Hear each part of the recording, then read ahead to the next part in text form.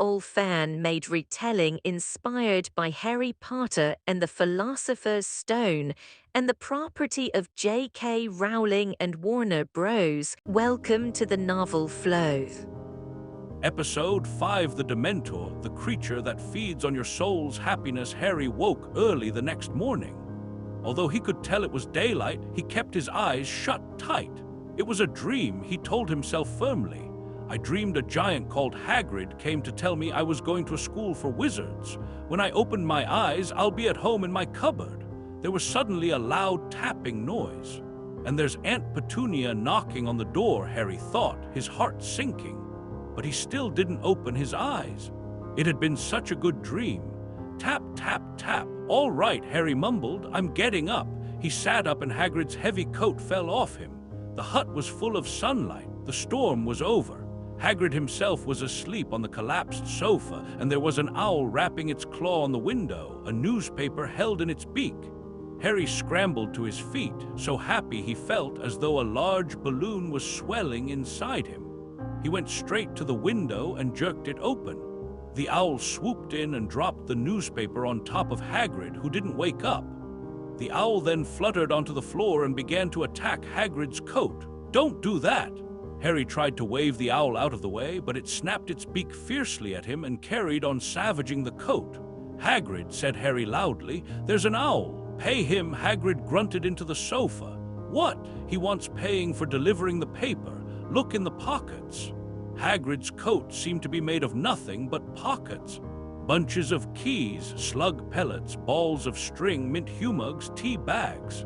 Finally, Harry pulled out a handful of strange-looking coins. Give him 5 nuts, said Hagrid sleepily. Nuts, the little bronze ones. Harry counted out 5 little bronze coins, and the owl held out its leg so he could put the money into a small leather pouch tied to it. Then it flew off through the open window. Hagrid yawned loudly, sat up, and stretched. Best be off, Harry. Lots to do today. Got to get up to London and boil your stuff for school. Harry was turning over the wizard coins and looking at them. He had just thought of something which made him feel as though the happy balloon inside him had got a puncture. Hagrid, said Hagrid, who was pulling on his huge boots. I haven't got any money, and you heard Uncle Vernon last night. He won't pay for me to go and learn magic. Don't worry about that, said Hagrid, standing up and scratching his head. Do you think your parents didn't leave you anything? But if their house was destroyed, they didn't keep their gold in the house, boy. First stop for us is Gringotts, Wizard's Bank. Have a sausage. They're not bad gold, and I wouldn't say no to a bit of your birthday cake, neither. Wizards have banks, just the one. Gringotts run by goblins. Harry dropped the bit of sausage he was holding. Goblins? Yeah, so you'd be mad to try and rob it. I'll tell you that. Never mess with goblins, Harry. Gringotts is the safest place in the world for anything you want to keep safe, except maybe Hogwarts.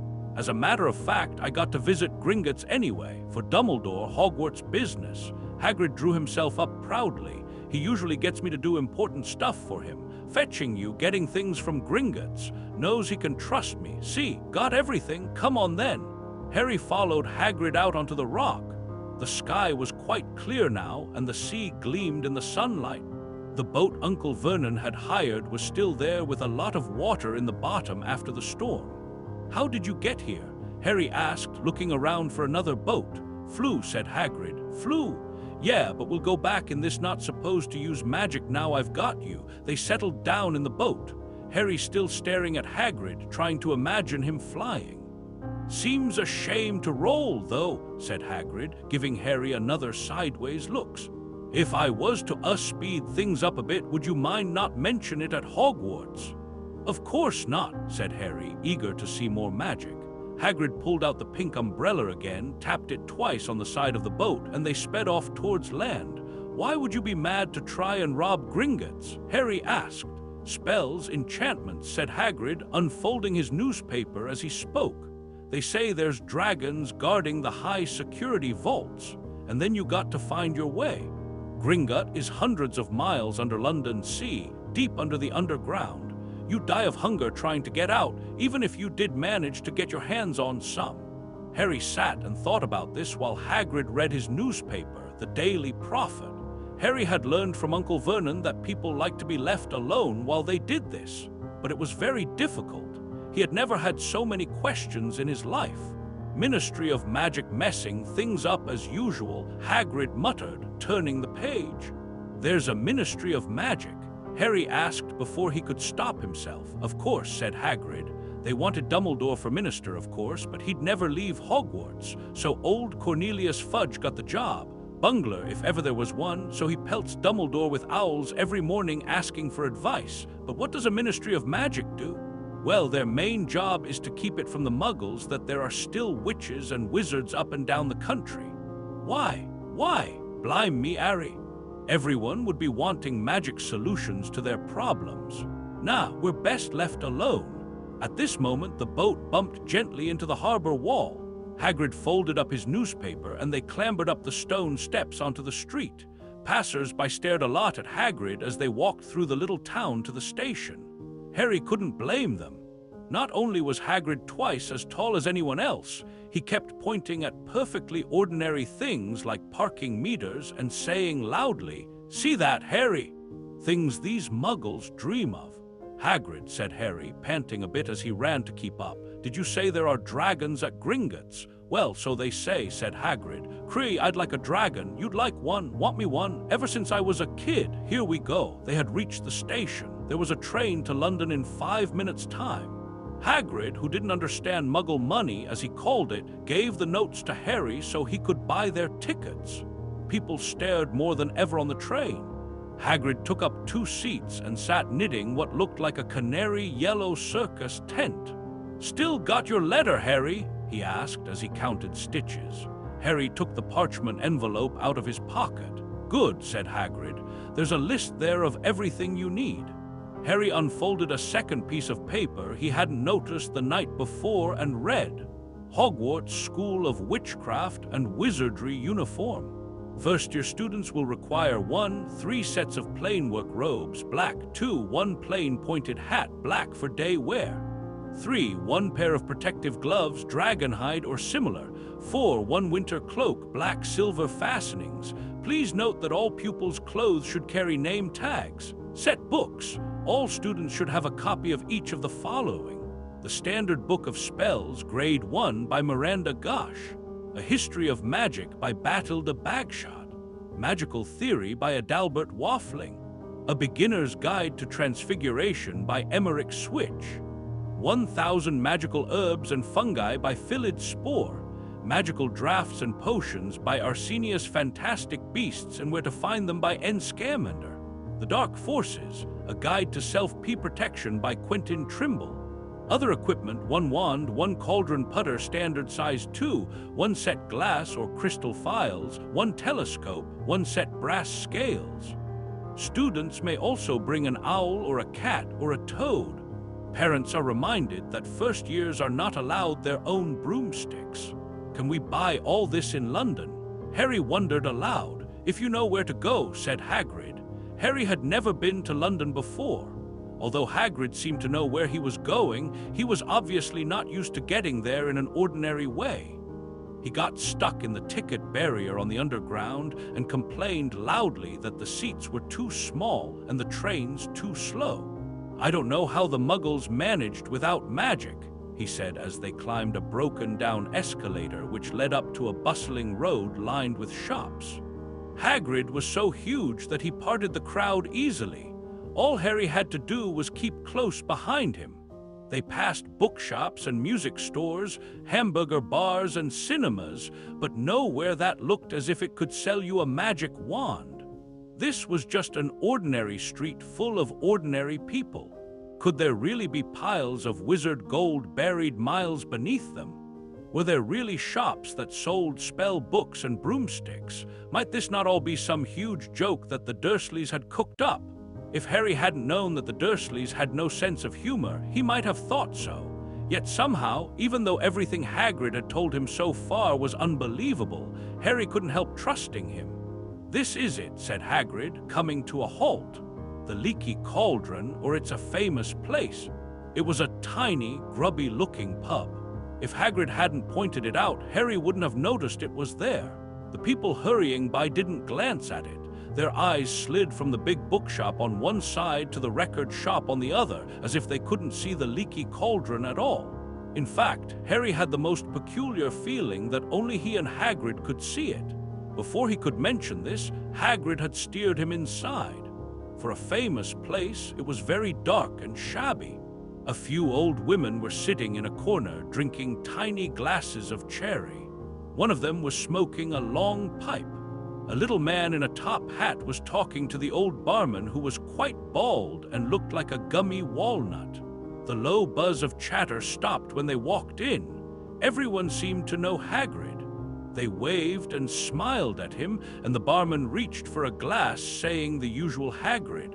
"Can't Tom, I'm on Hogwarts business," said Hagrid, clapping his great hand on Harry's shoulder and making Harry's knees buckle. "Good Lord," said the barman, peering at Harry. Can this be?" The leaky cauldron had suddenly gone completely still and silent.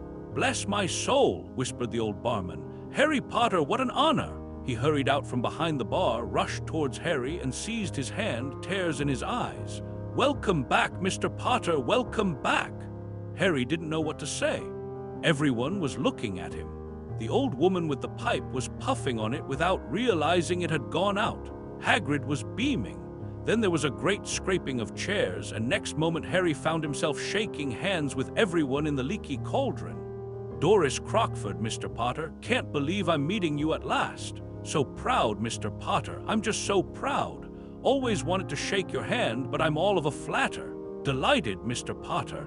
I just can't tell you. Diggle's the name." "Daedalus Diggle. I've seen you before," said Harry, as Daedalus Diggle's top hat fell off in his excitement. "You bowed to me once in a shop." "He remembers," cried Daedalus Diggle, looking around at everyone. "Did you hear that? He remembers me." Harry shook hands again and again. Doris Crockford kept coming back for more. A pale young man made his way forward very nervously. One of his eyes was twitching. "Professor Quirrell," said Hagrid. "Harry, Professor Quirrell will be one of your teachers at Hogwarts." Potter stammered Professor Quirrell, grasping Harry's hand. "Can't tell you how pleased I am to meet you." "What sort of magic do you teach, Professor Quirrell?" "Dense against the dark arts," muttered Professor Quirrell, as though he'd rather not think about it. "Oh no, not that you needed a Potter." He laughed nervously. "You'll be getting all your equipment. I suppose I've got to pick up a new book on vampires myself." He looked terrified at the very thought, but the others wouldn't let Professor Quirrell keep Harry to himself. It took almost 10 minutes to get away from them all. At last, Hagrid managed to make himself heard over the babble. "Must get on. Lobster boy, come on, Harry." Doris Crockford shook Harry's hand one last time, and Hagrid led them through the bar and out into a small walled courtyard where there was nothing but a dust bin and a few weeds. Hagrid grinned at Harry. "Told you, didn't I? Told you was famous." Even Professor Quirrell was trembling to meet you. Mind you, he's usually trembling. Is he always that nervous? "Oh yeah, poor bloke, brilliant mind. He was fine while he was studying at the books, but then he took a year off to get some first-hand experience. They say he met vampires in the Black Forest, and there was a nasty bit of trouble with a hag. Never been the same since. Scared of the students, scared of his own subject. Now where's me umbrella? Vampires? Hags?" Harry's head was swimming. Hagrid, meanwhile, was counting bricks in the wall above the dust bin. "3 up, 2 across," he muttered. "Right, stand back, Harry." He tapped the wall 3 times with the point of his umbrella. The brick he had touched quivered. It wriggled in the middle. A small hole appeared. It grew wider and wider. A second later, they were facing an archway large enough even for Hagrid. An archway onto a cobbled street which twisted and turned out of sight. "Welcome," said Hagrid, "to Diagonally." He grinned at Harry's amazement. They stepped through the archway. Harry looked quickly over his shoulder and saw the archway shrink instantly back into solid wall. The sun shone brightly on a stack of cauldrons outside the nearest shop. Cauldrons, all sizes, copper, brass, pewter, silver, self-stirring, collapsible, said a sign hanging over them. "Yeah, you'll be needing one," said Hagrid, "but we got to get you your money first." Harry wished he had about 8 more eyes. He turned his head in every direction as they walked up the street, trying to look at everything at once. The shops, the things outside them, the people doing their shopping. A plump woman outside an apothecary was shaking her head as they passed, saying, "Dragon liver, 17 sickles an ounce. They're mad." A low, soft hooting came from a dark shop with a sign saying Owl Emporium, Tory, Screech, Barn, Brown, and Snowy. Several boys of about Harry's age had their noses pressed against a window with broomsticks in it. "Look," Harry heard one of them say, "the new Nimbus 2000 fastest ever." There were shops selling robes, shops selling telescopes, and strange silver instruments Harry had never seen before. Windows stacked with barrels of bat spleens and eel's eyes, tottering piles of spell books, quills and rolls of parchment, potion bottles, globes of the moon. "Gringotts," said Hagrid. They had reached a snowy white building which towered over the other little shops. Standing beside its burnished bronze doors, wearing a uniform of scarlet and gold, was "Yep, that's a goblin," said Hagrid quietly as they walked up the white stone steps towards him. The goblin was about a head shorter than Harry. He had a swarthy, clever face, a pointed beard, and Harry noticed very long fingers and feet. He bowed as they walked inside. Now they were facing a second pair of doors, silver this time, with words engraved upon them. "Enter, stranger, but take heed of what awaits the sin of greed. For those who take but do not earn must pay most dearly in their turn. So if you seek beneath our floors a treasure that was never yours, thief, you have been warned, beware of finding more than treasure there." "Like I said, you'd be mad to try and rob it," said Hagrid. A pair of goblins bowed them through the silver doors, and they were in a vast marble hall. About 100 more goblins were sitting on high stools behind a long counter, scribbling in large ledgers, weighing coins in brass scales, examining precious stones through eyeglasses. There were too many doors to count leading off the hall, and yet more goblins were showing people in and out of these. Hagrid and Harry made for the counter. "Morin," said Hagrid to a free goblin, "we've come to take some money out of Mr. Harry Potter's safe." "You have his key, sir." "Got it here somewhere," said Hagrid, and he started emptying his pockets onto the counter, scattering a handful of moldy dog biscuits over the goblin's book of numbers. The goblin wrinkled his nose. Harry watched the goblin on their right, weighing a pile of rubies as big as glowing coals. "Got it," said Hagrid at last, holding up a tiny golden key. The goblin looked at it closely. "That seems to be in order. And I've also got a letter here from Professor Dumbledore," said Hagrid importantly, throwing out his chest. "It's about the you-know-what in Vault 713. The goblin read the letter carefully.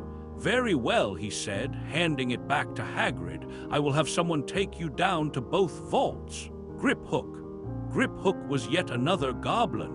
Once Hagrid had crammed all the dog biscuits back inside his pockets, he and Harry followed Griphook towards one of the doors leading off the hall. "What's the you-know-what in Vault 713? Harry asked. "Can't tell you that," said Hagrid mysteriously. "Very secret Hogwarts business. Dumbledore's trusted me. More my job's worth to tell you that." Griphook held the door open for them. Harry, who had expected more marble, was surprised. They were in a narrow stone passageway lit with flaming torches. It sloped steeply downwards, and there were little railway tracks on the floor. Griphook whistled, and a small cart came hurtling up the tracks towards them. They climbed in, Hagrid with some difficulty, and were off. At first they just hurtled through a maze of twisting passages. Harry tried to remember left, right, left, middle fork, right, left, but it was impossible. The rattling cart seemed to know its own way because Griphook wasn't steering. Harry's eyes stung as the cold air rushed past them, but he kept them wide open. Once he thought he saw a burst of fire at the end of a passage and twisted around to see if it was a dragon, but too late they plunged even deeper, passing an underground lake where huge stalactites and stalagmites grew from the ceiling and floor. "I never know," Harry called to Hagrid over the noise of the cart. "What's the difference between a stalagmite and a stalactite?" "Stalagmite's got an M in it," said Hagrid. "And don't ask me questions just now. I think I'm going to be sick." He did look very green, and when the cart stopped at last beside a small door in the passage wall, Hagrid got out and had to lean against the wall to stop his knees trembling. Griphook unlocked the door. A lot of green smoke came billowing out, and as it cleared, Harry gasped. Inside were mounds of gold coins, columns of silver, heaps of little bronze nuts. "All yours," smiled Hagrid, "all Harry's. It was incredible. The Dursleys couldn't have known about this, or they'd have had it from him faster than blinking." How often had they complained how much Harry cost them to keep, and all the time there had been a small fortune belonging to him, buried deep under London. Hagrid helped Harry pile some of it into a bag. "The gold ones are galleons," he explained. 17 silver sickles to a galleon, 29 uts to a sickle. "It's easy enough, right? It should be enough for a couple of terms. We'll keep the rest safe for you." He turned to Griphook. "Vault 713 now, please, and can we go more slowly?" "One speed only," said Griphook. They were going even deeper now and gathering speed. The air became colder and colder as they hurtled round tight corners. They went rattling over an underground ravine, and Harry leant over the side to try and see what was down at the dark bottom, but Hagrid groaned and pulled him back by the scruff of his neck. Vault 713 had no keyhole. "Stand back," said Griphook importantly. He stroked the door gently with one of his long fingers, and it simply melted away.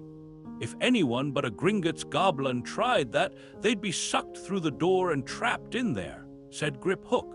How often do you check to see if anyone's inside?" Harry asked. "About once every 10 years, said Griphook with a rather nasty grin. "Something really extraordinary had to be inside this top security vault," Harry was sure, and he leant forward eagerly, expecting to see fabulous jewels at the very least. But at first he thought it was empty. Then he noticed a grubby little package wrapped up in brown paper lying on the floor. Hagrid picked it up and tucked it deep inside his coat. Harry longed to know what it was, but knew better than to ask. "Come on, back in this infernal cart, and don't talk to me on the way back. It's best if I keep me mouth shut," said Hagrid.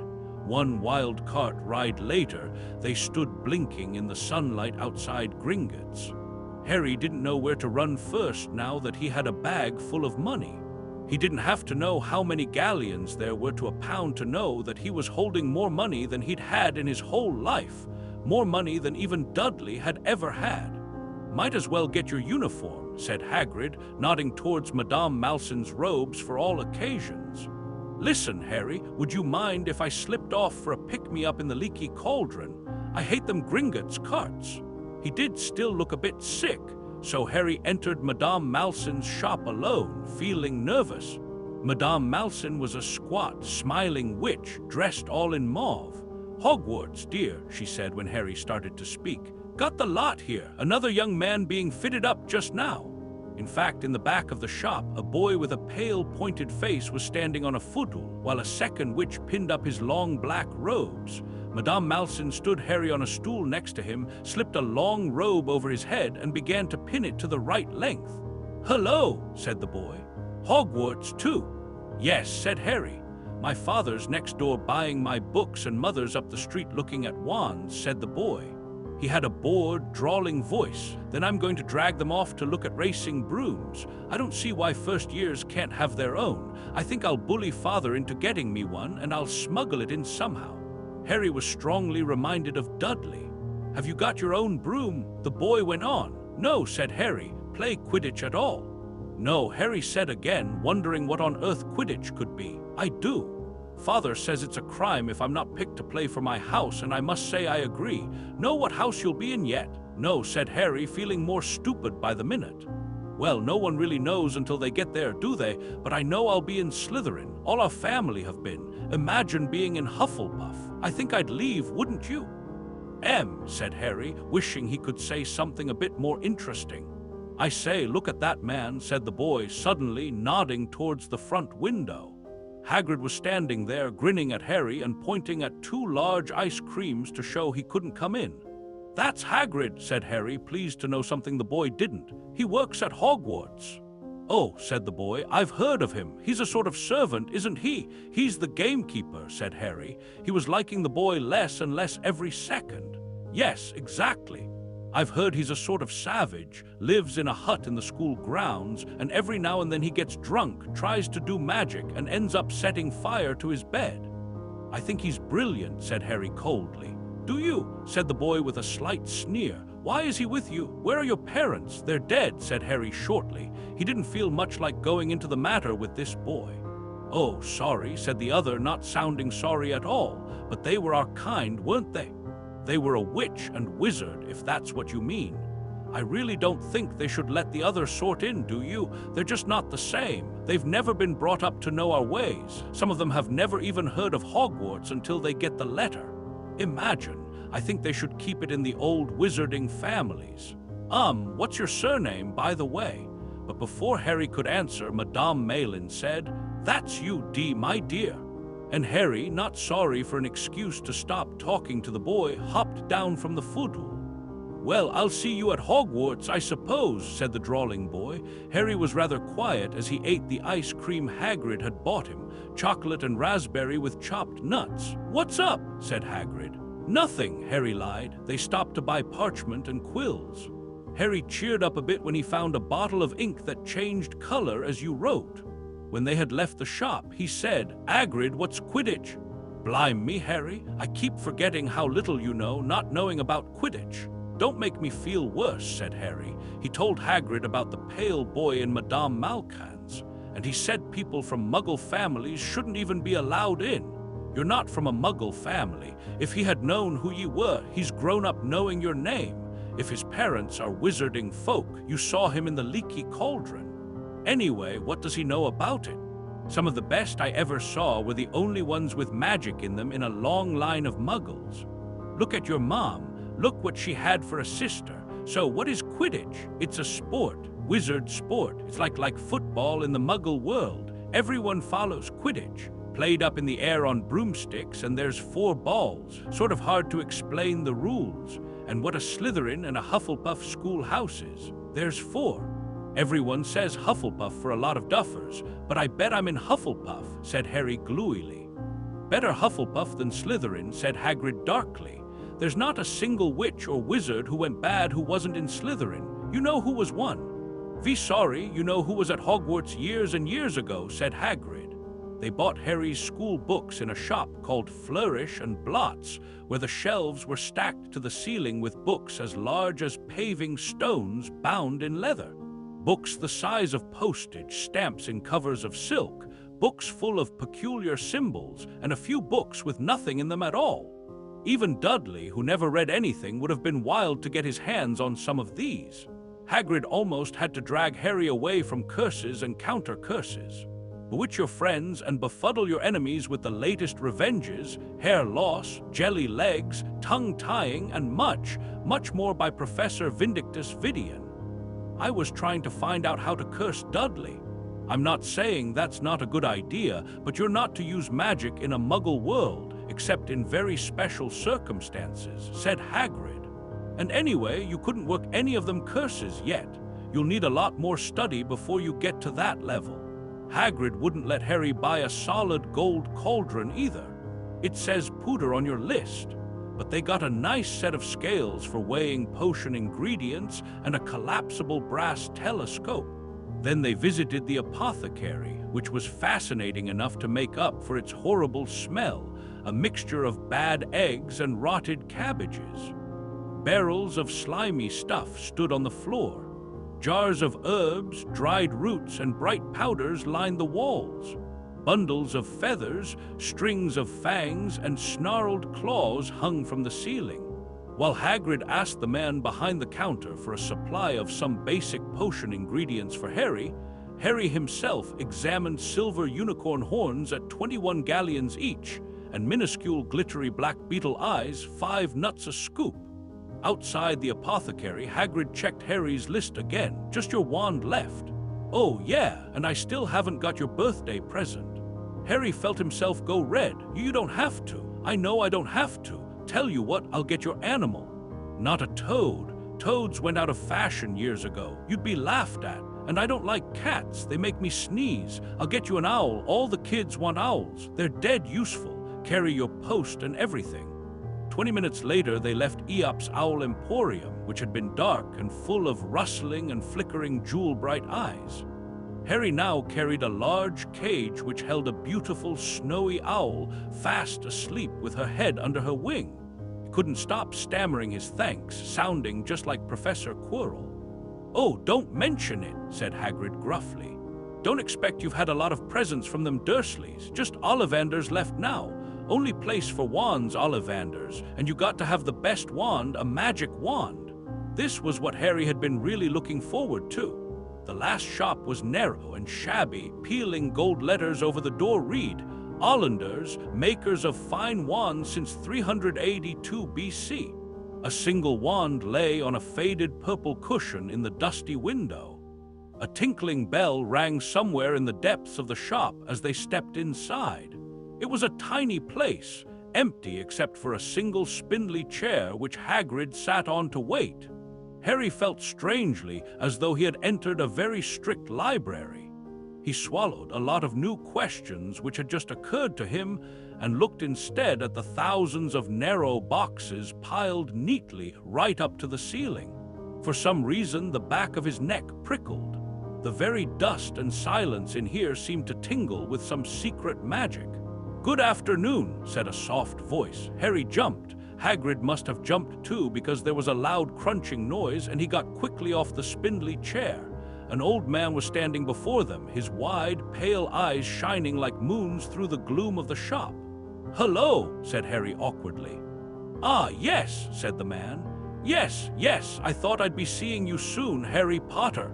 "It wasn't a question. You have your mother's eyes. It seems only yesterday she was in her herself, buying her first wand. 10 and A4 in long, swishy, made of willow. Nice wand for charm work." Mr. Ollivander moved closer to Harry. Harry wished he would blink. Those silvery eyes were a bit creepy. Your father, on the other hand, favored a mahogany wand, 11 in pliable, little more power, and excellent for transfiguration.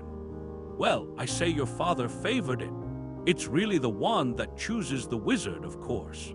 Mr. Ollivander had come so close that he and Harry were almost nose-to-nose. Harry could see himself reflected in those misty eyes, and that's where Mr. Ollivander touched the lightning scar on Harry's forehead with a long white finger. "I'm sorry to say I sold the wand that did it," he said softly. 1312 in. "You powerful one, very powerful, and in the wrong hands. Well, if I had known what that wand was going out in the world to do." He shook his head and then, to Harry's relief, spotted Hagrid. Rubius Hagrid, how nice to see you again. Oak 16 and rather bendy, wasn't it?" "It was, sir." "Yes," said Hagrid. "Good wand, that one. But I suppose they snapped it in half when you got expelled," said Mr. Ollivander, suddenly stern. Yes, they did." "Yes," said Hagrid, shuffling his feet. "I've still got the pieces, though," he added brightly. "But you don't use them," said Mr. Ollivander sharply. Oh, no, sir," said Hagrid quickly. Harry noticed he gripped his pink umbrella very tightly as he spoke, said Mr. Ollivander, giving Hagrid a piercing look. "Well, now, Mr. Potter, let me see." He pulled the long tape measure with silver markings out of his pocket. "Which is your wand arm?" Well, I'm right-handed," said Harry. "Hold out your arm. That's it." He measured Harry from shoulder to finger, then wrist to elbow, shoulder to floor, knee to armpit, and round his head. As he measured, he said, "Every Ollivander wand has a core of a powerful magical substance, Mr. Potter. We use unicorn hairs, phoenix tail feathers, and the heartstrings of dragons. No two Ollivander wands are the same, just as no two unicorns, dragons, or phoenixes are quite the same. And of course, you'll never get such good results with another wizard's wand." Harry suddenly realized that the tape measure, which was measuring between his nostrils, was doing this on its own. Mr. Ollivander was flitting around the shelves, taking down boxes. "That will do," he said, and the tape measure crumpled into a heap on the floor. "Right then, Mr. Potter, try this one. Beechwood and Dragon heartstring 9 in, nice and flexible. Just take it and give it a wave." Harry took the wand and, feeling foolish, waved it around a bit, but Mr. Ollivander snatched it out of his hand almost at once. A maple and phoenix feather 7 in. Quite whippy. Try. Harry tried, but he had hardly raised the wand when it too was snatched back by Mr. Ollivander. No, no. Here ebony and unicorn hair, 8 and 1 2 in springy. Come on, go on, try it out. Harry tried and tried. He had no idea what Mr. Ollivander was waiting for. The pile of tried wands was mounting higher and higher on the spindly chair, but the more wands Mr. Ollivander pulled from the shelves, the happier he seemed to become. Tricky customer, eh? Not to worry. We'll find the perfect match here somewhere. I wonder now. Yes, why not? Unusual combination. Holly and phoenix feather 11 in, nice and supple. Harry took the wand. He felt a sudden warmth in his fingers. He raised the wand above his head, brought it swishing down through the dusty air, and a stream of red and gold sparks shot from the end like a firework, throwing dancing spots of light onto the walls. Hagrid whooped and clapped, and Mr. Ollivander cried, "Oh, bravo! Oh, yes, indeed! Oh, very good! Well, well, well, how curious, how very curious!" He put Harry's wand back into its box and wrapped it in brown paper, still muttering, "Curious, curious!" "Sorry," said Harry, "but what's curious?" Mr. Ollivander fixed Harry with his pale stare. "I remember every wand I've ever sold, Mr. Potter, every single wand. It so happens that the phoenix whose tail feather is in your wand gave another feather, just one other. It is very curious indeed that you should be destined for this wand when its brother—" "Why, its brother gave you that scar." Harry swallowed. "Yes, 13 in. You curious indeed how these things happen. The wand chooses the wizard, remember. I think we must expect great things from you, Mr. Bap. After all, he who must not be named did great things." Terrible, yes, but great. Harry shivered. He wasn't sure he liked Mr. Ollivander too much. He paid 7 gold galleons for his wand, and Mr. Ollivander bowed them from his shop. The late afternoon sun hung low in the sky as Harry and Hagrid made their way back down Diagon Alley, back through the wall, back through the leaky cauldron now empty. Harry didn't speak at all as they walked down the road.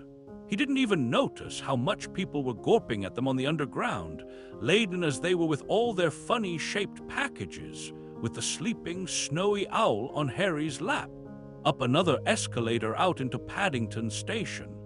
Harry only realized where they were when Hagrid tapped him on the shoulder. "Got time for a bite to eat before your train leaves," he said. He bought Harry a hamburger and they sat down on plastic seats to eat them. Harry kept looking around. Everything looked so strange somehow. "You're right, Harry, you're very quiet," said Hagrid. Harry wasn't sure he could explain. He just had the best birthday of his life. And yet he chewed his hamburger, trying to find the words. "Everyone thinks I'm special," he said at last. "All those people in the leaky cauldron, Professor Quirrell, Mr. Ollivander, but I don't know anything about magic at all. How can they expect great things? I'm famous, and I can't even remember what I'm famous for. I don't know what happened when I mean the night my parents died." Hagrid leant across the table. Behind the wild beard and eyebrows, he wore a very kind smile. "Don't you worry, Harry, you'll learn fast enough. Everyone starts at the beginning at Hogwarts. You'll be just fine. Just be yourself. I know it's hard. You've been singled out, and that's always hard. But you'll have a great time at Hogwarts. I did, still do." As a matter of fact, Hagrid helped Harry onto the train that would take him back to the Dursleys, then handed him an envelope. "Your ticket for Hogwarts," he said, "1st of September, King's Cross. It's all on your ticket. Any problems with the Dursleys, send me a letter with your owl. She'll know where to find me. See you soon, Harry." The train pulled out of the station. Harry wanted to watch Hagrid until he was out of sight. He rose in his seat and pressed his nose against the window, but he blinked and Hagrid had gone. Episode 6, Talons and Tea Leaves, Death Omens in Divination class. Harry's last month with the Dursleys wasn't fun. True. Dudley was now so scared of Harry, he wouldn't stay in the same room, while Aunt Petunia and Uncle Vernon didn't shut Harry in his cupboard, force him to do anything, or shout at him. In fact, they didn't speak to him at all. Half terrified, half furious, they acted as though any chair with Harry in it was empty. Although this was an improvement in many ways, it did become a bit depressing after a while. Harry kept to his room with his new owl for company. He had decided to call her Hedwig, a name he had found in a history of magic. His school books were very interesting.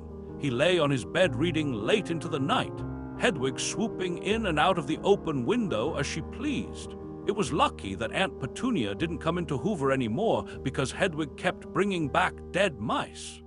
Every night before he went to sleep, Harry ticked off another day on the piece of paper he had pinned to the wall, counting down to September the 1st.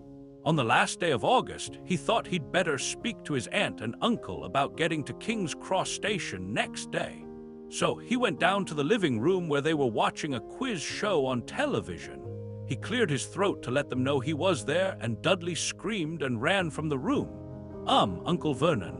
Uncle Vernon grunted to show he was listening. I need to be at King's Cross tomorrow to go to Hogwarts." Uncle Vernon grunted again. "Would it be all right if you gave me a lift?" Grunt. Harry supposed that meant yes. "Thank you." He was about to go back upstairs when Uncle Vernon actually spoke. "Funny way to get to a wizard school, the train." "Magic carpets all got punctures, have they?" Harry didn't say anything. "Where is this school anyway?" "I don't know," said Harry, realizing this for the first time. He pulled the ticket Hagrid had given him out of his pocket. "I just take the train from platform 9 and 3-4 at 11:00, he read. His aunt and uncle stared. "Platform what? 9 and 3-4? Don't talk rubbish," said Uncle Vernon. "There is no platform 9 and 3-4. It's on my ticket." "Barking," said Uncle Vernon, "howling mad, the lot of them. You'll see, you just wait. All right, we'll take you to King's Cross. We're going up to London tomorrow anyway, or I wouldn't bother." "Why are you going to London?" Harry asked, trying to keep things friendly. "Taking Dudley to hospital," growled Uncle Vernon. "Got to have that bloody tail removed before he goes to smelting." Harry woke at 5:00 the next morning and was too excited and nervous to go back to sleep. He got up and pulled on his jeans because he didn't want to walk into the station in his wizard's robes he'd change on the train. He checked his Hogwarts list yet again to make sure he had everything he needed, saw that Hedwig was shut safely in her cage, and then paced the room, waiting for the Dursleys to get up. 2 hours later, Harry's huge, heavy trunk had been loaded into the Dursleys' car. Aunt Petunia had talked Dudley into sitting next to Harry, and they had set off. They reached King's Cross at 10. Uncle Vernon dumped Harry's trunk onto a trolley and wheeled it onto the station for him. Harry thought this was strangely kind until Uncle Vernon stopped dead, facing the platforms with a nasty grin on his face. "Well, there you are, boy. Platform 9, platform 10. Your platform should be somewhere in the middle, but they don't seem to have built it yet, do they?" He was quite right, of course. There was a big plastic number 9 over one platform and a big plastic number 10 over the one next to it, and in the middle nothing at all. "Have a good term," said Uncle Vernon with an even nastier smile. He left without another word. Harry turned and saw the Dursleys drive away. All three of them were laughing. Harry's mouth went rather dry. What on earth was he going to do? He was starting to attract a lot of funny looks because of Hedwig. He'd have to ask someone. He stopped a passing guard, but didn't dare mention platform 9 and 3-4. The guard had never heard of Hogwarts, and when Harry couldn't even tell him what part of the country it was in, he started to get annoyed as though Harry was being stupid on purpose. Getting desperate, Harry asked for the train that left at 11:00, but the guard said there wasn't one. In the end, the guard strode away, muttering about time wasters. Harry was now trying hard not to panic. According to the large clock over the arrivals board, he had 10 minutes left to get on the train to Hogwarts, and he had no idea how to do it. He was stranded in the middle of a station with a trunk he could hardly lift, a pocket full of wizard money, and a large owl. Hagrid must have forgotten to tell him something you had to do, like tapping the third brick on the left to get into Diagon Alley. He wondered if he should get out his wand and start tapping the ticket box between platforms 9 and 10. At that moment, a group of people passed just behind him, and he caught a few words of what they were saying, packed with muggles, of course. Harry swung round. The speaker was a plump woman who was talking to 4 boys, all with flaming red hair. Each of them was pushing a trunk like Harry's in front of him, and they had an owl. Heart hammering, Harry pushed his trolley after them. They stopped, and so did he, just near enough to hear what they were saying. "Now, what's the platform number?" said the boy's mother. 9 3/4, piped a small girl, also red-headed, who was holding her hand. "Mom, can't I go? You're not old enough, Ginny." "Now, be quiet." "All right, Percy, you go first." What looked like the oldest boy marched towards platforms 9 and 10. Harry watched, careful not to blink in case he missed it. But just as the boy reached the divide between the two platforms, a large crowd of tourists came swarming in front of him. And by the time the last rucksack had cleared away, the boy had vanished. "Fred, you next," the plump woman said. "I'm not Fred, I'm George," said the boy. "Honestly, woman, call yourself our mother. Can't you tell I'm George?" "Sorry, George, dear." "Only joking. I am Fred," said the boy, and off he went. His twin called after him to hurry up, and he must have done because a second later he had gone. But how had he done it? Now the third brother was walking briskly towards the ticket barrier. He was almost there, and then quite suddenly he wasn't anywhere. There was nothing else for it. "Excuse me," Harry said to the plump woman. "Hello, dear," she said. "First time at Hogwarts. Ron's new too." She pointed at the last and youngest of her sons. He was tall, thin, and gangling, with freckles, big hands and feet, and a long nose. "Yes," said Harry. The thing is I don't know how to get onto the platform," she said kindly. And Harry nodded. "Not to worry," she said. "All you have to do is walk straight at the barrier between platforms 9 and 10. Don't stop, and don't be scared you'll crash into it. That's very important. Best do it at a bit of a run if you're nervous. Go on, go now before Ron." Okay," said Harry. He pushed his trolley round and stared at the barrier. It looked very solid. He started to walk towards it. People jostled him on their way to platforms 9 and 10. Harry walked more quickly. He was going to smash right into that ticket box, and then he'd be in trouble. Leaning forward on his trolley, he broke into a heavy run. The barrier was coming nearer and nearer. He wouldn't be able to stop. The trolley was out of control. He was a foot away. He closed his eyes, ready for the crash. It didn't come. He kept on running. He opened his eyes. A scarlet steam engine was waiting next to a platform packed with people. A sign overhead said Hogwarts Express 1100. Harry looked behind him and saw a wrought iron archway where the ticket box had been, with the words Platform 9 and 3/4 on it. He had done it. Smoke from the engine drifted over the heads of the chattering crowd, while cats of every color wound here and there between their legs.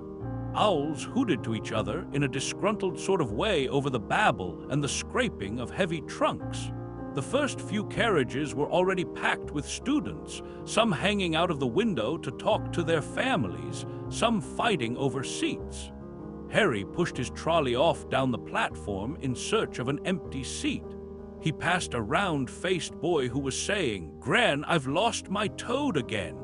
"Oh, Neville," he heard the old woman sigh. A boy with dreadlocks was surrounded by a small crowd.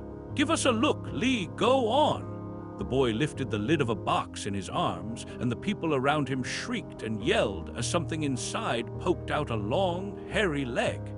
Harry pressed on through the crowd until he found an empty compartment near the end of the train. He put Hedwig inside first, and then started to shove and heave his trunk towards the train door. He tried to lift it up the steps, but could hardly raise one end, and twice he dropped it painfully on his foot. One a hand, it was one of the red-haired twins he had followed through the ticket box. "Yes, please," Harry panted. "Oi, Fred, come here and help." With the twins' help, Harry's trunk was at last tucked away in a corner of the compartment. "Thanks," said Harry, pushing his sweaty hair out of his eyes. "What's that?" said one of the twins, suddenly pointing at Harry's lightning scar. "Blimey," said the other twin. "Are you?" "He is," said the first twin. "Aren't you?" he added to Harry. "What?" said Harry. Harry Potter chorused to the twins. "Oh, him," said Harry. "I mean, yes, I am." The two boys peeked at him, and Harry felt himself going red. Then, to his relief, a voice came floating in through the train's open door. "Fred, George, are you there?" "Coming, Mom." With a last look at Harry, the twins hopped off the train. Harry sat down next to the window, where, half hidden, he could watch the red-haired family on the platform and hear what they were saying. Their mother had just taken out her handkerchief. Ron, you've got something on your nose. The youngest boy tried to jerk out of the way, but she grabbed him and began rubbing the end of his nose. Mom, get off. He wriggled free. Ah, has Irony got something on his nosy? Said one of the twins. Shut up, said Ron. Where's Percy? Said their mother. He's coming now. The oldest boy came striding into sight. He had already changed into his billowing black Hogwarts robes, and Harry noticed a shiny silver badge on his chest with the letter P on it. Can't stay long, Mother, he said. I'm up front. The prefects have got 2 compartments to themselves. Oh, are you a prefect, Percy? Said one of the twins with an air of great surprise. You should have said something. We had no idea. Hang on. I think I remember him saying something about it, said the other twin. Once or twice, a minute all summer. Oh, shut up, said Percy the prefect. How come Percy gets new robes anyway, said one of the twins. Because he's a prefect, said their mother fondly. All right, dear. Well, have a good turn. Send me an owl when you get there. She kissed Percy on the cheek and he left. Then she turned to the twins. Now, you two, this year you behave yourselves. If I get one more owl telling me you've blown up a toilet or blown up a toilet, we've never blown up a toilet. Great idea, though. Thanks, Mom. It's not funny, and look after Ron. Don't worry, Runnykins is safe with us. Shut up, said Ron again. He was almost as tall as the twins already, and his nose was still pink where his mother had rubbed it. Hey, Mom, guess what? Guess who we just met on the train? Harry leant back quickly so they couldn't see him looking. You know that black-haired boy who was near us in the station? Know who he is? Who? Harry Potter. Harry heard the little girl's voice. Oh, Mom, can I go on the train and see him, Mom? Oh, please, you've already seen him, Ginny. And the poor boy isn't something you goggle at in a zoo. Is he really Fred? How do you know? Asked him. Saw his scar. It's really there like lightning. Poor dear. No wonder he was alone. I wondered. He was ever so polite when he asked how to get onto the platform. Never mind that. Do you think he remembers what you know who looks like?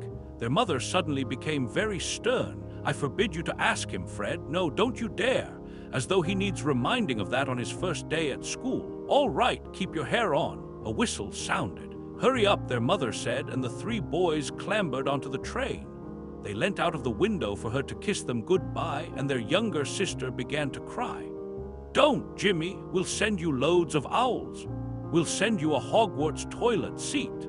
George, only joking, man. The train began to move. Harry saw the boy's mother waving and their sister half laughing, half crying, running to keep up with the train until it gathered too much speed. Then she fell back and waved. Harry watched the girl and her mother disappear as the train rounded the corner. Houses flashed past the window. Harry felt a great leap of excitement. He didn't know what he was going to, but it had to be better than what he was leaving behind. The door of the compartment slid open, and the youngest red-headed boy came in. Anyone sitting there? He asked, pointing at the seat opposite Harry. Everywhere else is full. Harry shook his head, and the boy sat down. He glanced at Harry and then looked quickly out of the window, pretending he hadn't looked. Harry saw he still had a black mark on his nose. Hey, Ron, the twins were back. Listen, we're going down the middle of the train. Lee Jordan's got a giant tarantula down there. Right, mumbled Ron. Harry, said the other twin. Do we introduce ourselves? Fred and George Weasley, and this is Ron, our brother. See you later, then. Bye, said Harry and Ron. The twins slid the compartment door shut behind them. Are you really Harry Potter? Ron blurted out. Harry nodded. Oh, well, I thought it might be one of Fred and George's jokes, said Ron. And have you really got, you know? He pointed at Harry's forehead. Harry pulled back his fringe to show the lightning scar. Ron stared. So that's where you know who? Yes, said Harry, but I can't remember it. Nothing, said Ron eagerly. Well, I remember a lot of green light, but nothing else. Wow, said Ron. He sat and stared at Harry for a few moments. Then, as though he had suddenly realized what he was doing, he looked quickly out of the window again. Are all your family wizards? Asked Harry, who found Ron just as interesting as Ron found him. Yes, I think so, said Ron. I think Mom's got a second cousin who's an accountant, but we never talk about him, so you must know loads of magic already. The Weasleys were clearly one of those old wizarding families the pale boy in Diagon Alley had talked about. I heard you went to live with Muggles, said Ron. What are they like? Horrible. Well, not all of them. My aunt and uncle and cousin are, though. Wish I'd had 3 wizard brothers. 5, said Ron. For some reason, he was looking gloomy. I'm the sixth in our family to go to Hogwarts. You could say I've got a lot to live up to. Bill and Charlie have already left. Bill was head boy and Charlie was captain of Quidditch. Now Percy's a prefect. Fred and George mess around a lot, but they still get really good marks and everyone thinks they're really funny. Everyone expects me to do as well as the others, but if I do, it's no big deal because they did it first. You never get anything new either with 5 brothers. I've got Bill's old robes, Charlie's old wand, and Percy's old rat. Ron reached inside his jacket and pulled out a fat gray rat which was asleep. His name's Scabbers, and he's useless. He hardly ever wakes up. Percy got an owl from my dad for being made a prefect, but they couldn't have I got Scabbers instead. Ron's ears went pink. He seemed to think he'd said too much because he went back to staring out of the window. Harry didn't think there was anything wrong with not being able to afford an owl. After all, he had never had any money in his life until a month ago, and he told Rono all about having to wear Dudley's old clothes and never getting proper birthday presents. This seemed to cheer Ron up, and until Hagrid told me I didn't know anything about being a wizard or about my parents or Voldemort, Ron gasped. "What?" said Harry. "You said you know whose name?" said Ron, sounding both shocked and impressed. "I'd have thought you of all people. I'm not trying to be brave or anything saying the name," said Harry. "I just never knew you shouldn't. See what I mean? I've got loads to learn. I bet," he added, voicing for the first time something that had been worrying him a lot lately. "I bet I'm the worst in the class. You won't be. There's loads of people who come from Muggle families and they learned quick enough." While they had been talking, the train had carried them out of London. Now they were speeding past fields full of cows and sheep. They were quiet for a time, watching the fields and lanes flick past. Around 12, there was a great clattering outside in the corridor, and a smiling, dimpled woman slid back their door and said, "Anything off the trolley, dears?" Harry, who hadn't had any breakfast, leapt to his feet, but Ron's ears went pink again, and he muttered that he'd brought sandwiches. Harry went out into the corridor. He had never had any money for sweets with the Dursleys, and now that he had pockets rattling with gold and silver, he was ready to buy as many Mars bars as he could carry. But the woman didn't have Mars bars. What she did have were Bertie Bott's every flavor beans, Dooble's best blowing gum, chocolate frogs, pumpkin pasties, cauldron cakes, licorice wands, and a number of other strange things Harry had never seen in his life. Not wanting to miss anything, he got some of everything and paid the woman 11 silver sickles and 7 bronze nuts. Ron stared as Harry brought it all back into the compartment and tipped it onto an empty seat. "Hungry? Are you starving?" said Harry, taking a large bite out of a pumpkin pasty. Ron had taken out a lumpy package and unwrapped it. There were 4 sandwiches in there. He pulled one of them apart and said, "She always forgets I don't like corned beef." "Swap you for one of these," said Harry, holding up a pasty. "Go on." "You don't want this, it's all dry," said Ron. "She hasn't got much time," he added quickly. "You know, with 5 of us." "Go on, have a pasty," said Harry, who had never had anything to share before, or indeed anyone to share it with. It was a nice feeling sitting there with Ron, eating their way through all Harry's pasties and cakes. The sandwiches lay forgot. "What are these?" Harry asked Ron, holding up a pack of chocolate frogs. "They're not really frogs, are they?" He was starting to feel that nothing would surprise him. "No," said Ron, "but see what the card is. I'm missing a gripper." "What?" "Oh, of course you wouldn't know. Chocolate frogs have cards inside them, you know, to collect. Famous witches and wizards. I've got about 500, but I haven't got a gripper or Tommy." Harry unwrapped his chocolate frog and picked up the card. It showed a man's face. He wore half-moon glasses, had a long, crooked nose, and flowing silver hair, beard, and mustache. Underneath the picture was the name Albus Dumbledore. "So this is Dumbledore," said Harry. "Don't tell me you've never heard of Dumbledore," said Ron. "Can I have a frog? I might get a gripper. Thanks." Harry turned over his card and read, "Albus Dumbledore, currently headmaster of Hogwarts. Considered by many the greatest wizard of modern times, Dumbledore is particularly famous for his defeat of the dark wizard Grindelwald in 1945.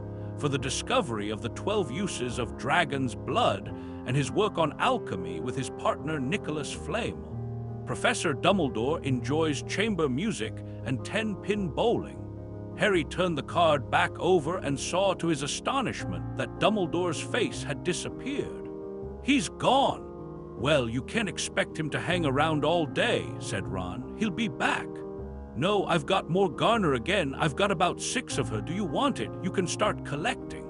Ron's eyes strayed to the pile of chocolate frogs waiting to be unwrapped. "Help yourself," said Harry. "But in, the Muggle world, people just stay put in photos." "Do they? What? They don't move at all." Ron sounded amazed. "Weird."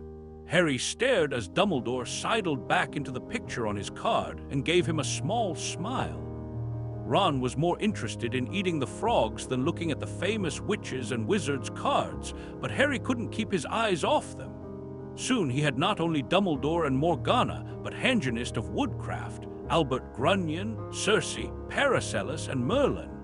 He finally tore his eyes away from the druid's Cleodner, who was scratching her nose to open a bag of Bertibott's every flavor beans. "You want to be careful with those," Ron warned Harry. "When they say every flavor, they mean every flavor. You get all the ordinary ones like chocolate and peppermint and marmalade, but then you can get spinach and liver and tripe. George reckons he had a bogey-flavored one once." Ron picked up a green bean, looked at it carefully, and bit into a corner. "See, sprouts." They had a good time eating the every flavor beans. Harry got toast, coconut, baked bean, strawberry, curry, grass, coffee, sardine, and was even brave enough to nibble the end off a funny gray one Ron wouldn't touch, which turned out to be pepper. The countryside, now flying past the window, was becoming wilder. The neat fields had gone. Now there were woods, twisting rivers, and dark green hills. There was a knock on the door of their compartment, and the round-faced boy Harry had passed on platform 9, and 3-4 came in. He looked tearful. "Sorry," he said, "but have you seen a toad at all?" When they shook their heads, he wailed. "I've lost him. He keeps getting away from me." "He'll turn up," said Harry. "Yes," said the boy miserably. "Well, if you see him, he left. Don't know why he's so bothered," said Ron. "If I had brought a toad, I'd lose it as quick as I could. Mind you, I brought Scabbers, so I can't talk." The rat was still snoozing on Ron's lap. "He might have died, and he wouldn't know the difference," said Ron in disgust. "I tried to turn him yellow yesterday to make him more interesting, but the spell didn't work. I'll show you. Look." He rummaged around in his trunk and pulled out a very battered-looking wand. It was chipped in places, and something white was glinting at the end, unicorn hairs nearly poking out. Anyway, he had just raised his wand when the compartment door slid open again. The toadless boy was back, but this time he had a girl with him. She was already wearing her new Hogwarts robes. "Has anyone seen a toad? Neville's lost one," she said. She had a bossy sort of voice, lots of bushy brown hair and rather large front teeth. "We've already told him we haven't seen it," said Ron, but the girl wasn't listening. She was looking at the wand in his hand. "Oh, are you doing magic? Let's see it then." She sat down. Ron looked taken back. All right." He cleared his throat. "Sunshine, daisies, Buttermeow turned this stupid fat rat yellow." He waved his wand, but nothing happened. Scabbers stayed gray and fast asleep. "Are you sure that's a real spell?" said the girl. "Well, it's not very good, is it? I've tried a few simple spells just for practice, and it's all worked for me. Nobody my family's magic at all. It was ever such a surprise when I got my letter, but I was ever so pleased, of course. I mean, it's the very best school of witchcraft there is. I've heard. I've learned all our set books off by heart, of course. I just hope it'll be enough. I'm Hermione Granger, by the way. Who are you?" She said all this very fast. Harry looked at Ron and was relieved to see by his stunned face that he hadn't learned all the set books off by heart either. "I'm Ron Weasley," Ron muttered. "Harry Potter," said Harry. "I really," said Hermione. "I know all about you, of course. I got a few extra books of background reading, and you're in modern magical history and the rise and fall of the dark arts and great wising events of the 20th century." "Am I?" said Harry, feeling dazed. "Goodness, didn't you know? I'd have found out everything I could if it was me," said Hermione. Do either of you know what house you'll be in? I've been asking around, and I hope I'm in Gryffindor. It sounds by far the best. I hear Dumbledore himself was one, but I suppose Ravenclaw wouldn't be too bad. Anyway, we better go and look for Neville's toad. You two would better change, you know. I expect we'll be there soon." And she left, taking the toadless boy with her. "Whatever house I'm in, I hope she's not in it," said Ron. He threw his wand back into his trunk. "Stupid spell. George gave it to me. Bet he knew it was a dud. What house are your brothers in?" asked Harry. "Gryffindor," said Ron. Gloom seemed to be settling on him again. "Mom and Dad were in it too. I don't know what they'll say if I'm not. I don't suppose Ravenclaw would be too bad, but imagine if they put me in Slytherin. That's the house vault. I mean, you know who was in?" "Yeah," said Ron. He flopped back into his seat, looking depressed.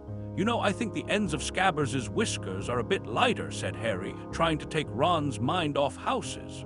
"So, what do your oldest brothers do now they've left?" Anyway, Harry was wondering what a wizard did once he'd finished school. "Charlie's in Romania studying dragons, and Bill's in Africa doing something for Gringotts," said Ron. "Did you hear about Gringotts? It's been all over the Daily Prophet, but I don't suppose you get that with the Muggles. Someone tried to rob a high-security vault." Harry stared. "Really? What happened to them?" "Nothing. That's why it's such big news. They haven't been caught. My dad says it must have been a powerful dark wizard to get around Gringotts, but they don't think they took anything. That's what's odd. Of course, everyone gets scared when something like this happens. In case you know who's behind it," Harry turned this news over in his mind. He was starting to get a prickle of fear every time you know who was mentioned. He supposed this was all part of entering the magical world, but it had been a lot more comfortable saying Voldemort without worrying. "What's your Quidditch team?" Ron asked. I don't know any," Harry confessed. "What?" Ron looked dumbfounded. "Oh, you wait, it's the best game in the world." And he was off explaining all about the 4 balls and the positions of the 7 players, describing famous games he'd been to with his brothers and the broomstick he'd like to get if he had the money. He was just taking Harry through the finer points of the game when the compartment door slid open yet again, but it wasn't Neville the toadless boy or Hermione Granger this time. 3 boys entered, and Harry recognized the middle one at once. It was the pale boy from Madame Melon's robe shop. He was looking at Harry with a lot more interest than he'd shown back in Diagon Alley. "Is it true?" he said. "They're saying all down the train that Harry Potter's in his compartment. So, it's you, is it?" "Yes," said Harry. He was looking at the other boys. Both of them were thick-set and looked extremely mean. Standing either side of the pale boy, they looked like bodyguards. "Oh, this is Crabbe and this is Goyle," said the pale boy carelessly, noticing where Harry was looking. "And my name's Malfoy, Draco Malfoy." Ron gave a slight cough which might have been hiding a snigger. Draco Malfoy looked at him. "Think my name's funny, do you? No need to ask who you are. My father told me all the Weasleys have red hair, freckles, and more children than they can afford." He turned back to Harry. "You'll soon find out some wizarding families are much better than others, Potter. You don't want to go making friends with the wrong sort. I can help you there." He held out his hand to shake Harry's, but Harry didn't take it. "I think I can tell who the wrong sort are for myself." "Thanks," he said coolly. Draco Malfoy didn't go red, but a pink tinge appeared in his pale cheeks. "I'd be careful if I were you, Potter," he said slowly. "Unless you're a bit politer, you'll go the same way as your parents. They didn't know what was good for them either. You hang around with riffraff like the Weasleys and that Hagrid and it'll rub off on you." Both Harry and Ron stood up. Ron's face was as red as his hair. "Say that again," he said. "You're going to fight us, are you?" Malfoy sneered. "Unless you get out now," said Harry more bravely than he felt, because Crabbe and Goyle were a lot bigger than him or Ron. "But we don't feel like leaving, do we, boys? We've eaten all our food, and you still seem to have some." Goyle reached towards the chocolate frogs next to Ron. Ron leapt forward, but before he had so much as touched Goyle, Goyle let out a horrible yell. Scabbers the rat was hanging off his finger. Sharp little teeth sunk deep into Goyle's knuckle. Crabbe and Malfoy backed away as Goyle swung Scabbers round and round, howling. And when Scabbers finally flew off and hit the window, all 3 of them disappeared at once. Perhaps they thought there were more rats lurking among the sweets, or perhaps they'd heard footsteps because a second later Hermione Granger had come in. "What has been going on?" she said, looking at the sweets all over the floor and Ron picking up Scabbers by his tail. "I think he's been knocked out," Ron said to Harry. He looked closer at Scabbers. "No, I don't believe it. He'd gone back to sleep, and so he had." "You've met Malfoy before," Harry explained about their meeting in Diagon Alley. "I've heard of his family," said Ron darkly. "They were some of the first to come back to our side after, who disappeared. Said they'd been bewitched. My dad doesn't believe it. He says Malfoy's father didn't need an excuse to go over to the dark side. He turned to Hermione. "Can we help you with something? You better hurry up and put your robes on. I've just been up the front to ask the driver, and he says we're nearly there." "You haven't been fighting, have you? You'll be in trouble before we even get there." "Scabbers has been fighting, not us," said Ron, scowling at her. "Would you mind leaving while we change?" "All right. I only came in here because people outside are behaving very childishly, racing up and down the corridors," said Hermione in a sniffy voice. "And you've got dirt in your nose, by the way. Did you know?" Ron glared at her as she left. Harry peered out of the window. It was getting dark. He could see mountains and forests under a deep purple sky. The train did seem to be slowing down. He and Ron took off their jackets and pulled on their long black robes. Ron's were a bit short for him. You could see his trainers underneath them. A voice echoed through the train. "We will be reaching Hogwarts in 5 minutes' time. Please leave your luggage on the train, and it will be taken to the school separately." Harry's stomach lurched with nerves, and Ron, he saw, looked pale under his freckles. They crammed their pockets with the last of the sweets and joined the crowd thronging the corridor. The train slowed right down and finally stopped. People pushed their way towards the door and out onto a tiny, dark platform. Harry shivered in the cold night air. Then a lamp came bobbing over the heads of the students, and Harry heard a familiar voice. First years over here." "All right there, Harry." Hagrid's big hairy face beamed over the sea of heads. "Come on, follow me. Any more first years? Mind your step now. First years, follow me." Slipping and stumbling, they followed Hagrid down what seemed to be a steep, narrow path. It was so dark either side of them that Harry thought there must be thick trees there. Nobody spoke much. Neville, the boy who kept losing his toad, sniffed once or twice. "You'll get your first sight of Hogwarts in a sec," Hagrid called over his shoulder. "Just round this bend here."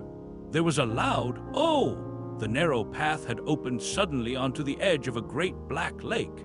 Perched atop a high mountain on the other side, its windows sparkling in the starry sky, was a vast castle with many turrets and towers. "No more than 4 to a boat," Hagrid called, pointing to a fleet of little boats sitting in the water by the shore. Harry and Ron were followed into their boat by Neville and Hermione. "Everyone in!" shouted Hagrid, who had a boat to himself. Right then, forward! And the fleet of little boats moved off all at once, gliding across the lake, which was as smooth as glass. Everyone was silent, staring up at the great castle overhead. It towered over them as they sailed nearer and nearer to the cliff on which it stood. "Heads down!" yelled Hagrid as the first boats reached the cliff. They all bent their heads, and the little boats carried them through a curtain of ivy which hid a wide opening in the cliff face. They were carried along a dark tunnel which seemed to be taking them right underneath the castle until they reached a kind of underground harbor where they clambered out onto rocks and pebbles. "Oi, you there! Is this your toad?" said Hagrid, who was checking the boats as people climbed out of them. "Trevor!" cried Neville blissfully, holding out his hands. Then they clambered up a passageway in the rock after Hagrid's lamp, coming out at last onto smooth, damp grass right in the shadow of the castle. They walked up a flight of stone steps and crowded around the huge oak front door. "Everyone here, you there still got your toad!" Hagrid raised a gigantic fist and knocked 3 times on the castle door. Episode 7, The Boggart in the Wardrobe, Professor Lupin's Lesson in Facing Fear. The door swung open at once. A tall, black-haired witch in emerald green robes stood there. She had a very stern face, and Harry's first thought was that this was not someone to cross. "The first year's Professor McGonagall," said Hagrid. Thank you, Hagrid. I will take them from here. She pulled the door wide. The entrance hall was so big you could have fitted the whole of the Dursleys' house in it. The stone walls were lit with flaming torches like the ones at Gringotts. The ceiling was too high to make out, and a magnificent marble staircase facing them led to the upper floors. They followed Professor McGonagall across the flagged stone floor. Harry could hear the drone of hundreds of voices from a doorway to the right. The rest of the school must already be here, but Professor McGonagall showed the first years into a small, empty chamber off the hall. They crowded in, standing rather closer together than they would usually have done, peering about nervously. "Welcome to Hogwarts," said Professor McGonagall. "The start of term banquet will begin shortly. But before you take your seats in the Great Hall, you will be sorted into your houses. The sorting is a very important ceremony because while you are here, your house will be something like your family within Hogwarts. You will have classes with the rest of your house, sleep in your house dormitory, and spend free time in your house common room. The 4 houses are called Gryffindor, Hufflepuff, Ravenclaw, and Slytherin. Each house has its own noble history, and each has produced outstanding witches and wizards. While you are at Hogwarts, your triumphs will earn your house points, while any rule breaking will lose house points. At the end of the year, the house with the most points is awarded the House Cup, a great honor. I hope each of you will be a credit to whichever house becomes yours. The sorting ceremony will take place in a few minutes in front of the rest of the school. I suggest you all smarten yourselves up as much as you can while you are waiting." Her eyes lingered for a moment on Neville's cloak, which was fastened under his left ear, and on Ron's smudged nose. Harry nervously tried to flatten his hair. "I shall return when we are ready for you," said Professor McGonagall. "Please wait quietly." She left the chamber. Harry swallowed. "How exactly do they sort us into houses?" he asked Ron. "Some sort of test, I think. Fred said it hurts a lot, but I think he was joking." Harry's heart gave a horrible jolt. A test in front of the whole school. But he didn't know any magic yet. What on earth would he have to do? He hadn't expected something like this the moment they arrived. He looked around anxiously and saw that everyone else looked terrified too. No one was talking much except Hermione Granger, who was whispering very fast about all the spells she'd learned and wondering which one she'd need. Harry tried hard not to listen to her. He had never been more nervous. Never. Not even when he had to take a school report home to the Dursleys saying that he had somehow turned his teacher's wig blue. He kept his eyes fixed on the door. Any second now, Professor McGonagall would come back and lead him to his doom. Then something happened which made him jump about a foot in the air. Several people behind him screamed, "What the?" he gasped. So did the people around him. About 20 ghosts had just streamed through the back wall, pearly white and slightly transparent. They glided across the room, talking to each other and hardly glancing at the first years. They seemed to be arguing. What looked like a fat little monk was saying, "Forgive and forget, I say. We ought to give him a second chance. My dear Friar, haven't we given Peeves all the chances he deserves? He gives us all a bad name. And you know, he's not really even a ghost, I say. What are you all doing here?" A ghost wearing a ruff and tights had suddenly noticed the first years. Nobody answered. "New students," said the fat friar, smiling around at them, "about to be sorted, I suppose." A few people nodded mutely. "Hope to see you in Hufflepuff," said the friar. "My old house, you know. Move along now," said a sharp voice. "The sorting ceremony is about to start." Professor McGonagall had returned. One by one, the ghosts floated away through the opposite wall. "Now form a line," Professor McGonagall told the first years, "and follow me." Feeling oddly as though his legs had turned to lead, Harry got into line behind a boy with sandy hair, with Ron behind him, and they walked out of the chamber, back across the hall, and through a pair of double doors into the Great Hall. Harry had never even imagined such a strange and splendid place. It was lit by thousands and thousands of candles, which were floating in midair over 4 long tables where the rest of the students were sitting. These tables were laid with glittering golden plates and goblets. At the top of the hall was another long table where the teachers were sitting. Professor McGonagall led the first years up here so that they came to a halt in a line facing the other students with the teachers behind them. The hundreds of faces staring at them looked like pale lanterns in the flickering candle light. Dotted here and there among the students, the ghosts shone misty silver, mainly to avoid all the staring eyes.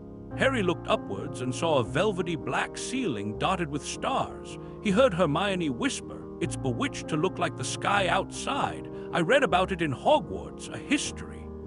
It was hard to believe there was a ceiling there at all, and that the great hall didn't simply open onto the heavens. Harry quickly looked down again as Professor McGonagall silently placed a four-legged stool in front of the first years. On top of the stool, she put a pointed wizard's hat. This hat was patched and frayed and extremely dirty. Aunt Petunia wouldn't have let it in the house. Maybe they had to try and get a rabbit out of it, Harry thought wildly. That seemed the sort of thing. Noticing that everyone in the hall was now staring at the hat, he stared at it too. For a few seconds, there was complete silence. Then the hat twitched. A rip near the brim opened wide like a mouth, and the hat began to sing. "Oh, you may not think I'm pretty, but don't judge on what you see. I'll eat myself if you can find a smarter hat than me. You can keep your bowlers black, your top hat sleek and tall, for I'm the Hogwarts sorting hat and I can cap them all. There's nothing hidden in your head. The sorting hat can't see. So try me on, and I will tell you where you ought to be. You might belong in Gryffindor, where dwell the brave at heart. Their daring nerve and chivalry set Gryffindors apart. You might belong in Hufflepuff, where they are just and loyal. Those patient Hufflepuffs are true and unafraid of toil. Or yet in wise old Ravenclaw, if you have a ready mind, where those of wit and learning will always find their kind. Or perhaps in Slytherin you'll make your real friends. Those cunning folk use any means to achieve their ends. So put me on, don't be afraid, and don't get in a flap. You're in safe hands, though I have none, for I'm a thinking cap." The whole hall burst into applause as the hat finished its song. It bowed to each of the four tables and then became quite still again. "So, we've just got to try on the hat," Ron whispered to Harry. "I'll kill Fred. He was going on about wrestling a troll." Harry smiled weakly. Yes, trying on the hat was a lot better than having to do a spell, but he did wish they could have tried it on without everyone watching. The hat seemed to be asking rather a lot. Harry didn't feel brave or quick-witted or any of it at the moment. If only the hat had mentioned a house for people who felt a bit queasy, that would have been the one for him. Professor McGonagall now stepped forward, holding a long roll of parchment. "When I call your name, you will put on the hat and sit on the stool to be sorted," she said.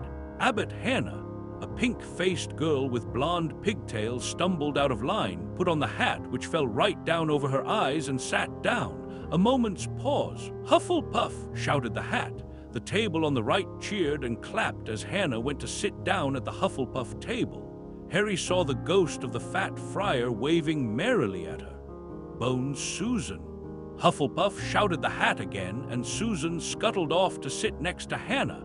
"Boot Terry." Ravenclaw. The table second from the left clapped this time. Several Ravenclaws stood up to shake hands with Terry as he joined them. Brocklehurst Mandy went to Ravenclaw too, but Brown Lavender became the first new Gryffindor, and the table on the far left exploded with cheers. Harry could see Ron's twin brother's cat calling. Bulstrode Millicent then became a Slytherin. Perhaps it was Harry's imagination after all he'd heard about Slytherin, but he thought they looked an unpleasant blood. He was starting to feel definitely sick now. He remembered being picked for teams during sports lessons at his old school. He had always been last to be chosen, not because he was no good, but because no one wanted Dudley to think they liked him. Finch Fletchley, Justin Hufflepuff. Sometimes Harry noticed the hat shouted out the house at once, but at others it took a little while to decide. Finnegan Sheamus, the sandy-haired boy next to Harry in the line, sat on the stool for almost a whole minute before the hat declared him a Gryffindor. Granger Hermione. Hermione almost ran to the stool and jammed the hat eagerly on her head. Griffrey! Shouted the hat. Ron groaned. A horrible thought struck Harry, as horrible thoughts always do when you're very nervous. What if he wasn't chosen at all? What if he just sat there with the hat over his eyes for ages, until Professor McGonagall jerked it off his head and said there had obviously been a mistake and he'd better get back on the train? When Neville Longbottom, the boy who kept losing his toad, was called, he fell over on his way to the stool. The hat took a long time to decide with Neville. When it finally shouted Gryffindor, Neville ran off, still wearing it, and had to jog back amid gales of laughter to give it to McDougal Morag. Malfoy swaggered forward when his name was called and got his wish at once. The hat had barely touched his head when it screamed, "Slytherin!" Malfoy went to join his friends Crabbe and Goyle, looking pleased with himself. There weren't many people left now. Moon, not Parkinson, then a pair of twin girls, Paddiel and Paddiel, then Perks, Sally Ann, and then at last Potter, Harry. As Harry stepped forward, whispers suddenly broke out like little hissing fires all over the hall. Potter, did she say the Harry Potter? The last thing Harry saw before the hat dropped over his eyes was the hall full of people craning to get a good look at him. Next second he was looking at the black inside of the hat. He waited. H said a small voice in his ear. Difficult, very difficult. Plenty of courage, I see. Not a bad mind either. There's talent. Oh my goodness. Yes, and a nice thirst to prove yourself. Now that's interesting. So where shall I put you? Harry gripped the edges of the stool and thought, not Slytherin, not Slytherin. Not Slytherin, eh? Said the small voice. Are you sure? You could be great, you know. It's all here in your head, and Slytherin will help you on the way to greatness. No doubt about that.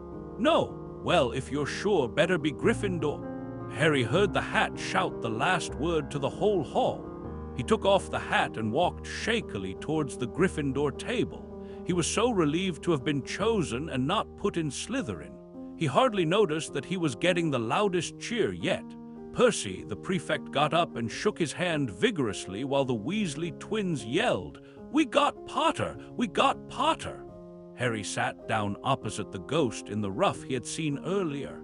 The ghost patted his arm, giving Harry the sudden horrible feeling he'd just plunged it into a bucket of ice-cold water. He could see the high table properly now. At the end nearest him sat Hagrid, who caught his eye and gave him the thumbs up. Harry grinned back, and there in the center of the high table, in a large gold chair, sat Albus Dumbledore. Harry recognized him at once from the card he'd got out of the chocolate frog on the train. Dumbledore's silver hair was the only thing in the whole hall that shone as brightly as the ghost's. Harry spotted Professor Quirrell, too, the nervous young man from the Leaky Cauldron. He was looking very peculiar in a large purple turban, and now there were only 3 people left to be sorted. Turpin Lesser became a Ravenclaw, and then it was Ron's turn. He was pale green by now.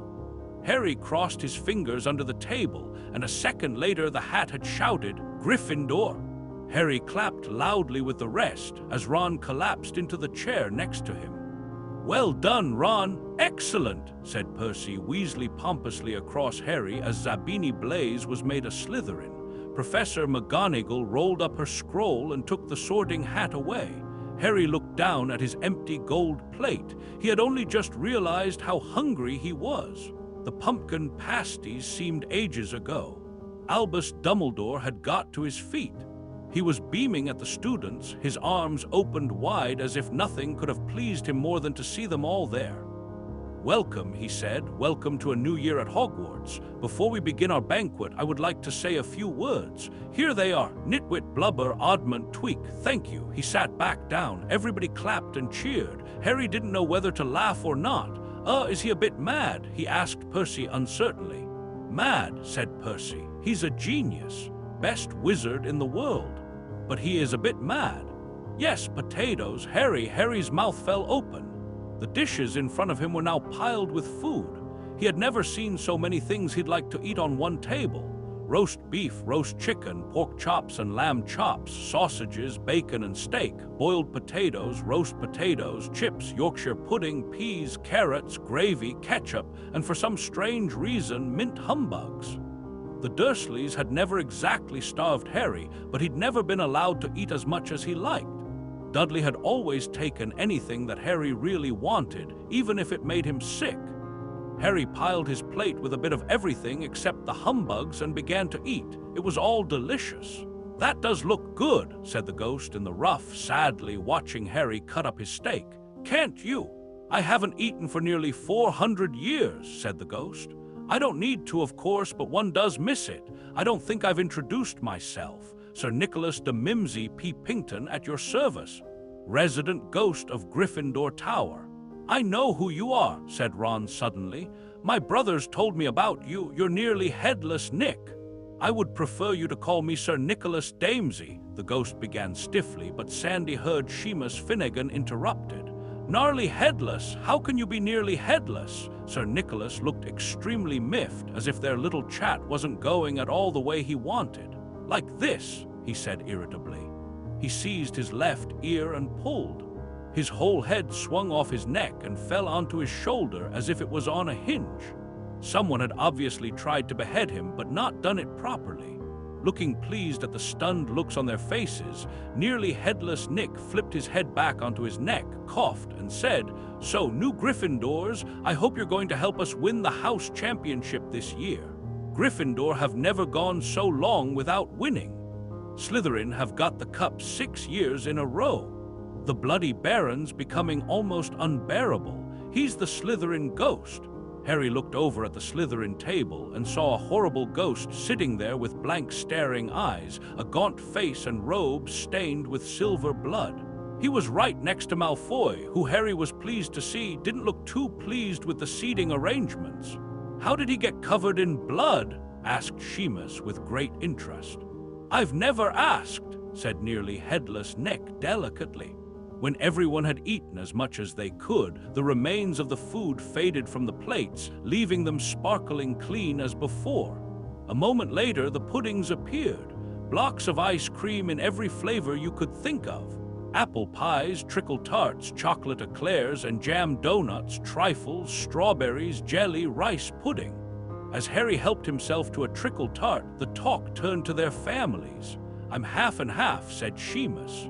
"My dad's a muggle. Ma'am didn't tell him she was a witch till after they were married.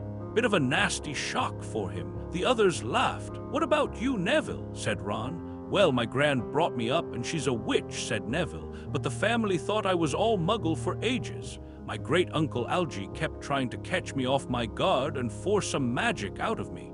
He pushed me off the end of Blackpool Pier once. I nearly drowned, but nothing happened until I was 8. Great-uncle Algy came round for tea, and he was hanging me out of an upstairs window by the ankles when my great-auntie Enid offered him a meringue and he accidentally let go.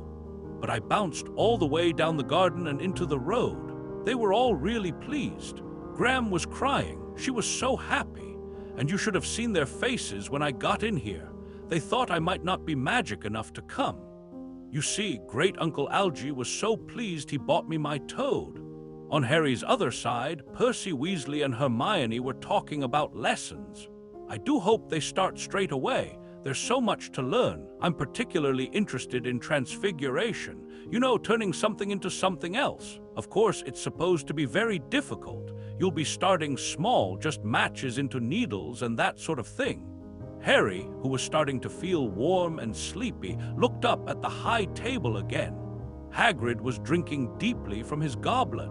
Professor McGonagall was talking to Professor Dumbledore. Professor Quirrell in his absurd turban was talking to a teacher with greasy black hair, a hooked nose, and sallow skin. It happened very suddenly. The hooked-nosed teacher looked past Quirrell's turban straight into Harry's eyes, and a sharp, hot pain shot across the scar on Harry's forehead. "Ouch!" Harry clapped a hand to his head. "What is it?" asked Percy. "Nothing." The pain had gone as quickly as it had come. Harder to shake off was the feeling Harry had got from the teacher's look, a feeling that he didn't like Harry at all. "Who's that teacher talking to Professor Quirrell?" he asked Percy. "Oh, you know Quirrell already, do you? No wonder he's looking so nervous. That's Professor Snape. He teaches potions, but he doesn't want to. Everyone knows he's after Quirrell's job, knows an awful lot about the dark arts. Snape." Harry watched Snape for a while, but Snape didn't look at him again. At last the puddings, too, disappeared, and Professor Dumbledore got to his feet again. The hall fell silent. Just a few more words. Now we are all fed and watered. I have a few start-of-term notices to give you. First years should note that the forest in the grounds is forbidden to all pupils, and a few of our older students would do well to remember that as well. Dumbledore's twinkling eyes flashed in the direction of the Weasley twins. I have also been asked by Mr. Filch, the caretaker, to remind you all that no magic should be used between classes in the corridors. Quidditch trials will be held in the second week of term. Anyone interested in playing for their house teams should contact Madame Hooch.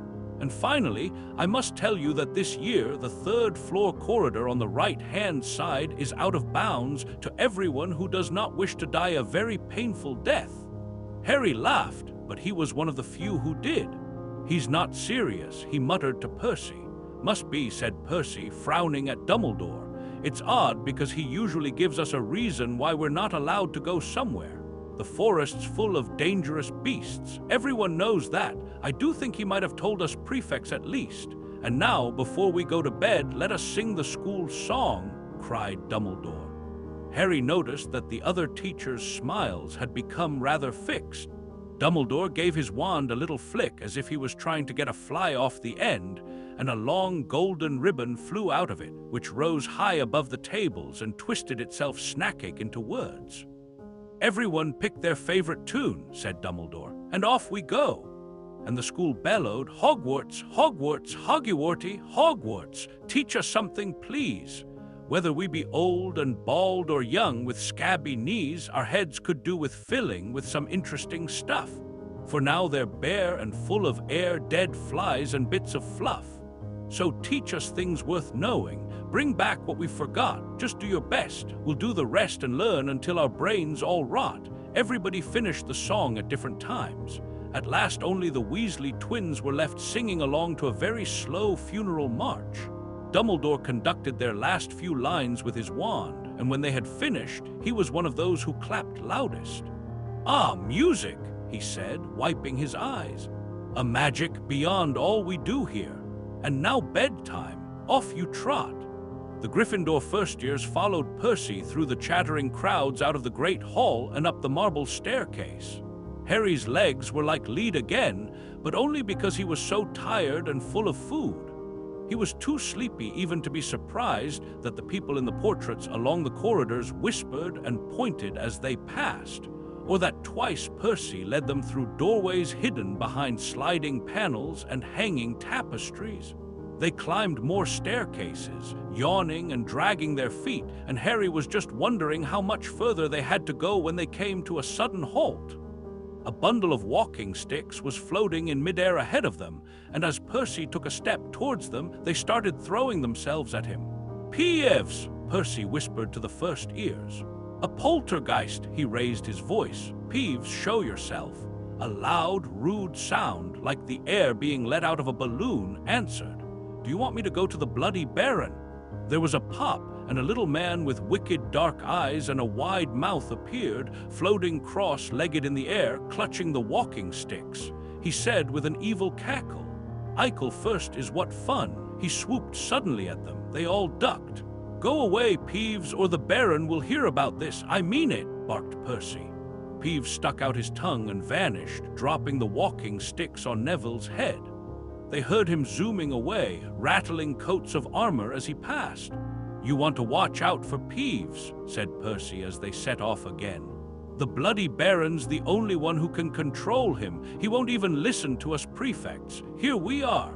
At the very end of the corridor hung a portrait of a very fat woman in a pink silk dress. Password, she said. Caput Droianius, said Percy, and the portrait swung forward to reveal a round hole in the wall. They all scrambled through it, Neville needed a leg up, and found themselves in the Gryffindor common room, a cozy, round room full of squashy armchairs. Percy directed the girls through one door to their dormitory and the boys through another. At the top of a spiral staircase, they were obviously in one of the towers. They found their beds at last. 4 posters hung with deep red velvet curtains. Their trunks had already been brought up. Too tired to talk much, they pulled on their pajamas and fell into bed. "Great food, isn't it?" Ron muttered to Harry through the hangings. "Get off, Scabbers, he's chewing my sheets." Harry was going to ask Ron if he'd had any of the trickled tart, but he fell asleep almost at once. Perhaps Harry had eaten a bit too much because he had a very strange dream. He was wearing Professor Quirrell's turban, which kept talking to him, telling him he must transfer to Slytherin at once because it was his destiny. Harry told the turban he didn't want to be in Slytherin. It got heavier and heavier. He tried to pull it off, but it tightened painfully, and there was Malfoy laughing at him as he struggled with it. Then Malfoy turned into the hook-nosed teacher, Snape, whose laugh became high and cold. There was a burst of green light, and Harry woke, sweating and shaking. He rolled over and fell asleep again, and when he woke next day, he didn't remember the dream at all.